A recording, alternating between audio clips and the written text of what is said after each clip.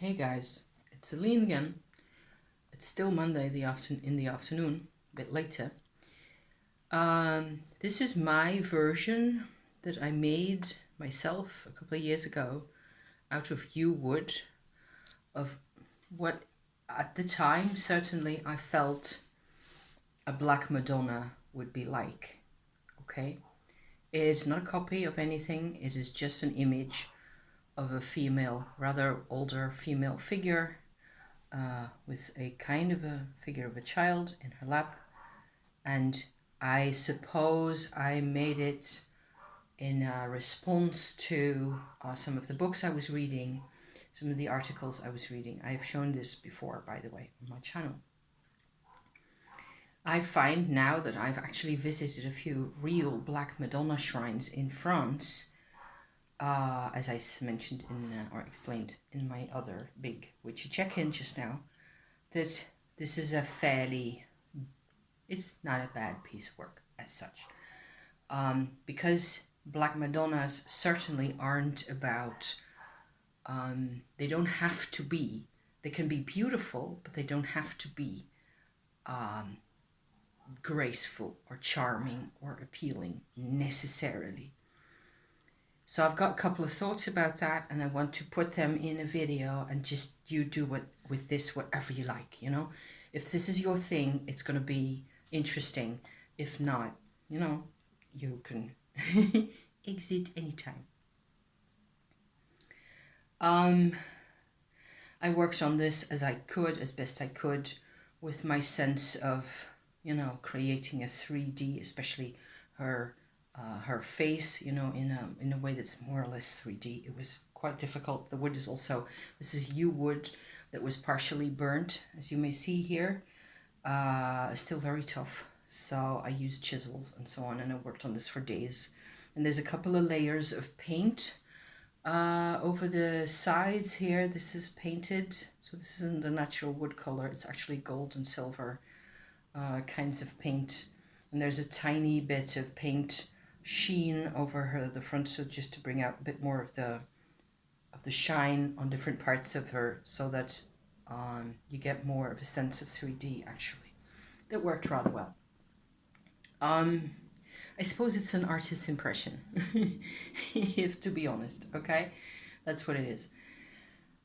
Still, I feel like the emotion that I put into this kind of corresponds really well to the emotion that you get from most of the statues. What I wanted to come out and describe for you is that there are mother shrines of that contain statuary of this type, more or less mother and child,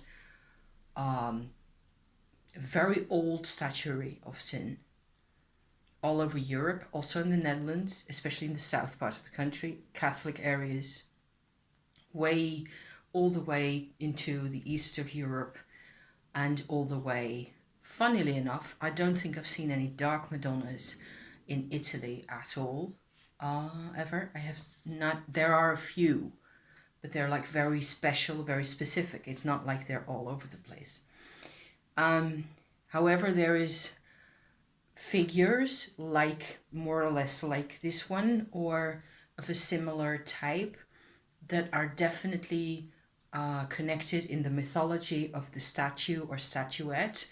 You will find recurring elements the whole time. Running water, wells of water on the one hand, and trees, especially oak trees, on the other, are like a constant recurring motif. Wherever you go, where's the tree, where's the well, and there's the statue. There's the chapel with the statue of centuries past.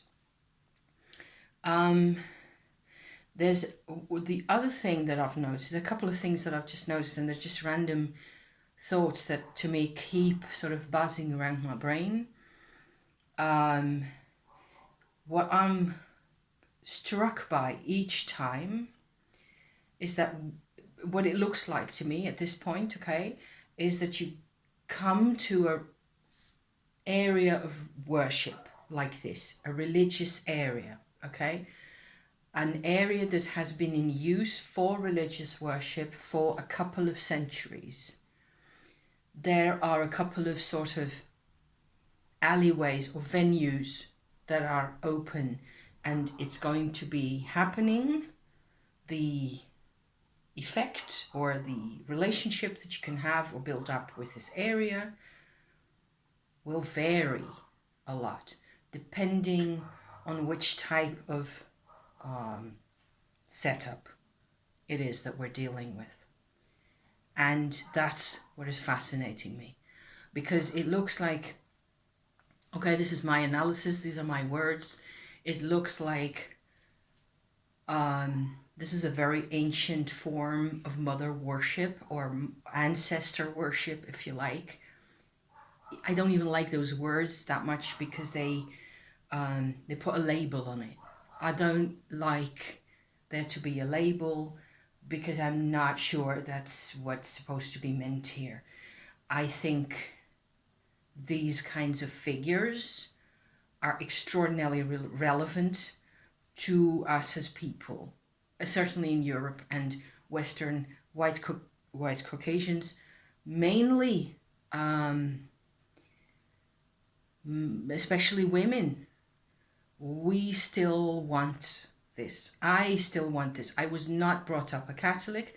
I was not brought up a Christian at all. I was just brought up to use my own brain as much as possible and to not believe in anything. So I have come to this from my own personal emotional search for integration, my search for mental health, my search for a better life, a life that would make sense emotionally, physically, as a woman, as a part of society, and so on and so forth, as a person with a heart. For that process and along that path, this figure of this mother has been crucial. Okay, this is just kind of my testimony. So of course I am super motivated to find her in the world again and again. I am just realizing this right now.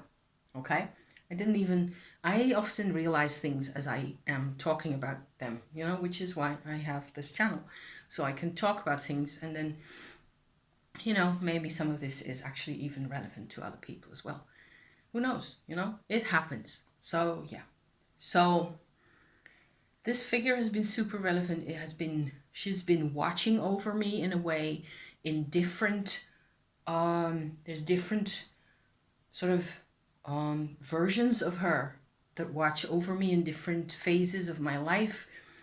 And I can connect with them or with her because they're all the same really.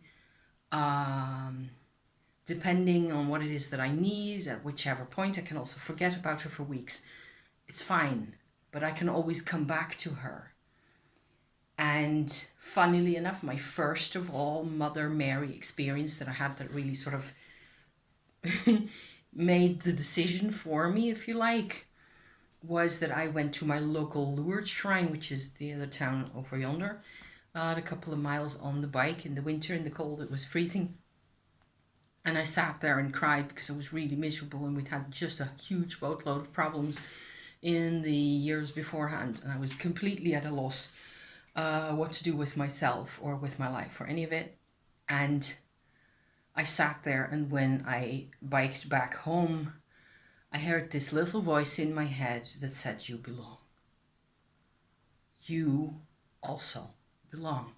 It was like a little voice because my head was full of stuff and I couldn't hear her properly, right? And in a way, I also see her or this figure as part of myself, a part that if I am willing to shoulder this role, this force, this expression, then to that extent, I am her also, just like you are her, or it doesn't matter what gender you are, it's a force in humans that makes us capable of being like that. At the time, all I heard was "you belong." And I was crying and bawling on my bike, of course, because it was an epiphany in a way. It was like a teeny tiny, like peanut size epiphany for yours truly in the cold and the dark. And I, from there on, I just went forward. I remember wishing I had like my own little Mary shrine at the time, even if it meant, I mean, I wasn't going to turn Catholic all of a sudden because that didn't make any sense to me. But I wanted something to show myself over and over in my daily life as a shrine.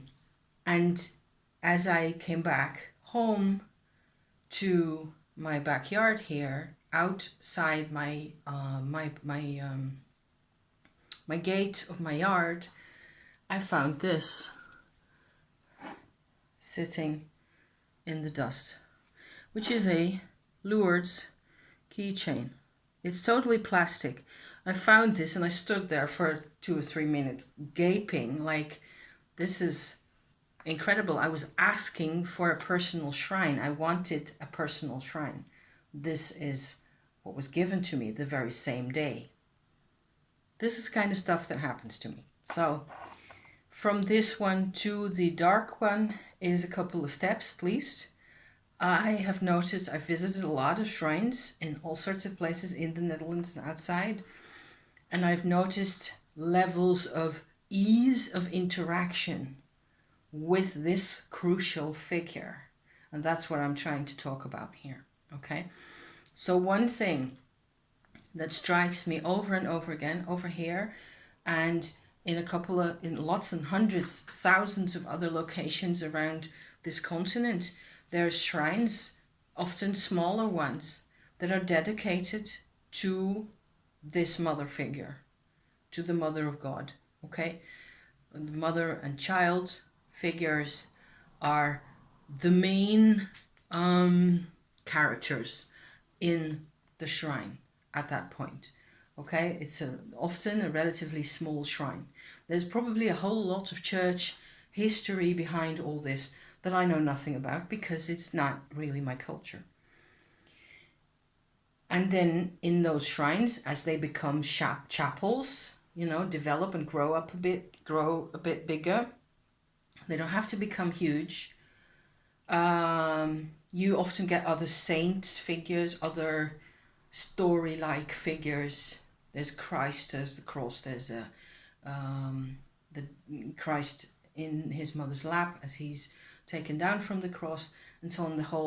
All those emblems, as it were, of those different stages of the whole story of the Christian faith, as they are, given. So each time you make a larger chapel or a larger building, everything sort of gets added onto that. What I've noticed is that in the course of time, this, I don't know how to say it, she gets pushed to the side, okay? To such an extent where at the total extreme opposite of the situation, you will not even find any reference to her, not even to the Lourdes white virgin figure, which is basically this one, okay, without the plasticky colors right there. There's a couple of white maiden-like figures that tend to still, be in those very most modern type churches. Actually, in Protestant churches, you do not find any references to womanhood, to female figures, female protagonists, so to speak, anymore at all. It's just Christ. It is patriarchs and other male prophets and figures of importance and authors and all those people. And this isn't there at all. So over the summer, we visited a number of places where things were really different, especially in the Black Madonna country that we visited in the south of the center of France, where there's literally dozens of these types of chapels where she sits paramount in front and center. she is the main protagonist of the story. Everything else is sort of respectfully ordered around her. That's different from where I come from this kind of to the extent that I've ever seen any of that, this Protestant organization of things. See? So I have been sort of cataloguing for myself what I have seen. And in Le Puy-en-Velay, which is where we were, in the cathedral, there's this extraordinary situation that there's 2 Black Madonnas in the cathedral, and you have different access points to the cathedral, which sits atop of the hill, like so. You can get in here, you can get in here, different approach lines, so to speak, all of them going upwards. So the church really sits atop at the top of the topmost position, and you just have to climb properly in the heat, you know, whatever it was. For us, it was hot at the time, to get in there. And there's this, so the foremost, most noticeable Black Madonna figure, it's a fairly gentle one. It's actually even gentler, I think, than this one, more approachable, easy to sort of come to. She also has mantles on, different mantles depending on the season of the calendar of the church at the time, different colours and different motifs and so on, surrounded by some flowers and candles. She sits front and centre of this huge cathedral, so that is by itself an extraordinary position for this type of figure. This is actually a 70 centimetre tall figure, really, which becomes larger and broader with those capes around her. She sits front and center, and the priest who officiates mass in that location has to do his official duties in a little fenced off area to the front of her, in such a way that's removed from her where she is, in such a way that there's actual room for people to pass close to her. So where the Mary statue, the mother statue, okay, is ever only front and center in small chapels, okay? This is a completely different situation. The priest actually has to step down and let her do the talking, in a way, which blows my mind. And there's hundreds of people flocking in there. There's a second statue called Marie l'Égyptienne, the Egyptian Mary, which looks different. It's actually a reproduction, but it's more painted, and it's got like an outfit on with checkered materials and little dots and things. So really pretty, and like a casque, probably it's a veil, but it just looks really tight around her head like that, and the child similarly, and I think she's got a small crown on top like so. This figure, the second Black Madonna, also very dark of face, sits in a separate chapel off to the side to the cathedral, so you can go directly from the main body of the cathedral into her chapel of l'Égyptienne, walk down a couple of steps to be there. And there are no candles there as far as I can remember, or hardly any. There's a little bit of a sort of a secretarial corner where in the beginning of the chapel you can write down things you want to get prayers for, which is fairly normal because that happens a lot of times. I've seen no candles at that place, I think. People come to her to be by themselves. You see individuals all the time, 1, 2, 3, 4, 5 people max, in a room that is big enough to house 80, really, I think. I may be straining it a bit, but let's say 70 people, certainly, sitting and standing. There's a constant flow of individuals, each sitting down, staying for as long as they want, having a chat with her personally. You can really see and tell. I was doing the same thing, by the way, just having one-on-one time with her. Whereas the big mother statue in the main cathedral is open for business 24 hours a day, nearly. Well, the church closes, of course, but that's the vibe she gives off. She's open for everybody at the same time. It's a public place, and there's throngs of people, massive people traipsing around. Also, loads of tourists. And in terms of vibration, I found them both really welcoming. I felt that the Egyptian statue was more of an access point to the vibration of the fever stone, which is a vibrationally really rich flat stone that's supposedly part of a dolmen at some time. So a prehistoric monument of some sort. I'm not even sure. It doesn't have to be part of something archaeologically interesting, you know, to for it to have, it has huge medicinal properties, I'm sure, because there's hundreds of people visiting that also all year long. I think that the location has this strong connection to the stone. There's a connection to the stone, and the Black Madonnas are sort of ambassadors for the stone, for the power in the earth, the real power that you cannot really see, only feel or react to, is my interpretation. All this is just my rambling on about these things. So either you're really interested or you're really bored, which is also fine.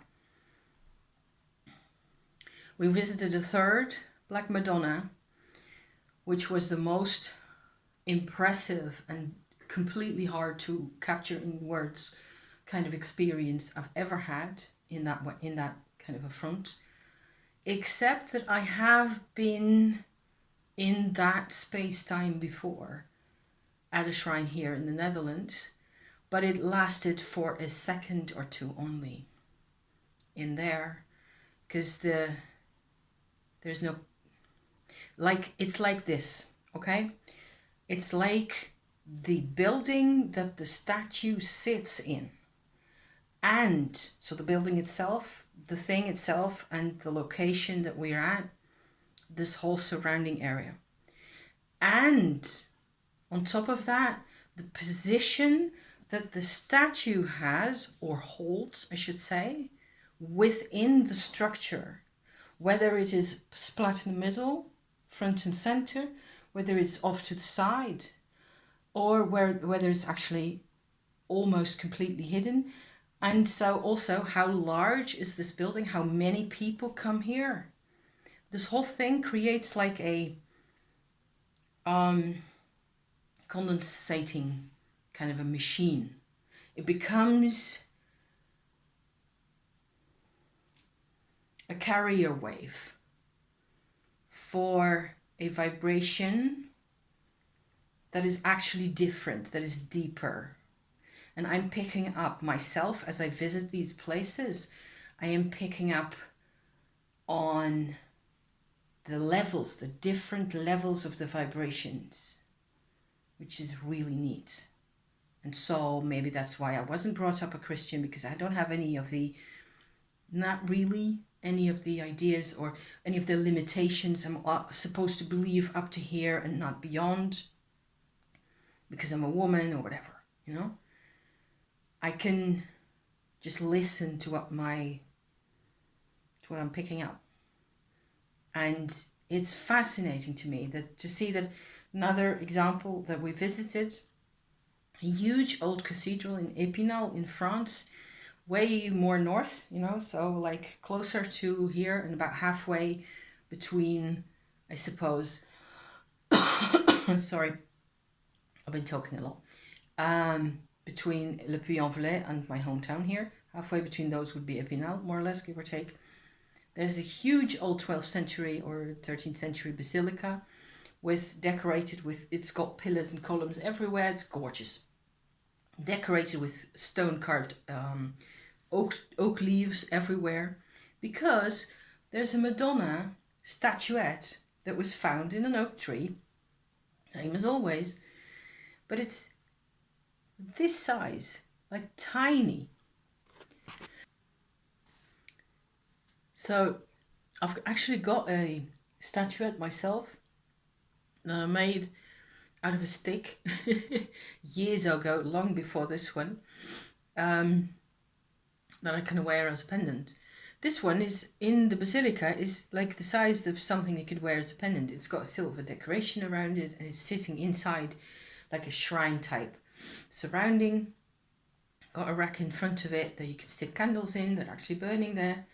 And the whole thing, this whole chapel like cabinet, more like, is off to just a bit off to the side of the main choir central area of the cathedral, where all the action would be, just off to the side to this, as if this teeny tiny little Mother Goddess figure, Mother Mary figure, is watching the proceedings, keeping an eye on everybody and how they're behaving, you know, in that whole space out there. So I was like going like this in my brain, like, wow, that is the biggest discrepancy that I've seen yet, where this statuette would be fit to put in a shrine like this to be of its own size, you know, but this gets lost. Build a massive stone cathedral that is like half a town size, and, you know, put it safe behind glass in there, and you will find it again a couple of centuries later. I've also seen similar or slightly larger Mary statues that are still in a church somewhere, but they're pulled away. The devotion, and so the people coming to light candles and worship and connect to this figure, the activity of all that and the statuette have actually gotten completely separated. There's one location that I'm thinking of where that's happened in the south of the Netherlands, where you really have to know exactly where to look to see the mother, which is still a part of her truth. So I'm kind of trying to analyze all these threads of this truth here, because it's not about her in a way, and it also very much is, and it also very much depends on where you are, what you're going to find. But I was fascinated that some places have this gorgeous, great, fantastic access. People who live in Le Puy-en-Velay, to them it's the most normal thing in the world. And then of course you have to, you know, find other ways. It's I was actually sidetracked from mentioning the third Black Madonna. I mentioned her, and then I went off to having this little chapel where I had this teeny tiny 1 or 2 second darkness experience. In the third Black Madonna, that's in a small village in more or less in the same area in France, it was like this gorgeous wood sculpted slender, you know, figure with all these pleats in her robe like that. The expression that she gives out somehow is actually larger than the church building that she's in. She's also sitting front and center. And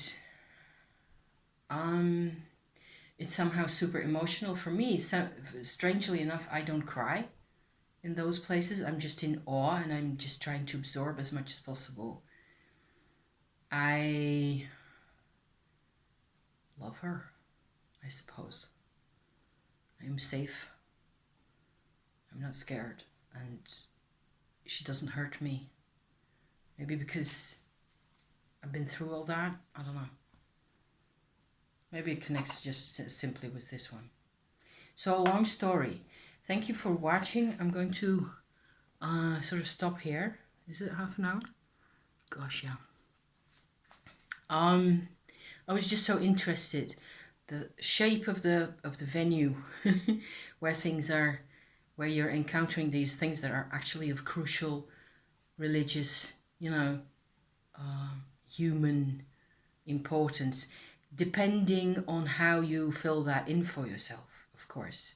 How you do your connecting, how will this mean anything? I mean, it's pretty much all over in Europe, but you can still go 1,000 miles without ever seeing any of these. So yeah, thank you for watching. I hope this wasn't too much of a ramble. We will see what happens next. Okay, thank you. Bye bye.